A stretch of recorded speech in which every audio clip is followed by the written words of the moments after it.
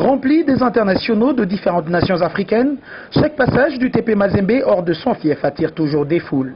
Son passage à Bukavu ce 25 mai pour la reconnaissance de terrain n'a pas dérogé à la règle.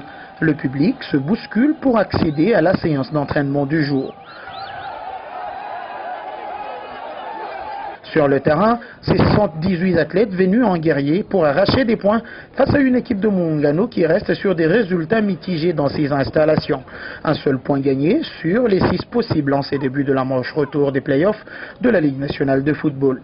Sans Merveille Bopé titulaire incontesté, suspendu pour quelques matchs, l'entraîneur peut compter pour son dernier match de la manche aller sur l'apport de José Badibake Pongo dans l'entrejeu, mais aussi celui de Chongo Kabasso, ce latéral droit, qui joue tout aussi le rôle de défenseur central. L'effectif des Corbeaux de Mazembe offre plusieurs autres possibilités à Hubert Veloud, son entraîneur. Une courte séance de moins d'1 heure a suffi aux Corbeaux pour prendre leur repère sur ce terrain qui ne facilitera pas du tout le jeu. La séance était suivie de très près par les sympathisants de l'équipe de Moïse Katumbi qui ne se sont pas empêchés de monter sur la pelouse alors que celle-ci est en pleine séance d'entraînement. Le TP Mazembe est actuel 5e à 9 longueurs du leader Sa Majesté Sangabalende qui compte 21 points, entend ramener 3 points du terrain du dernier classé.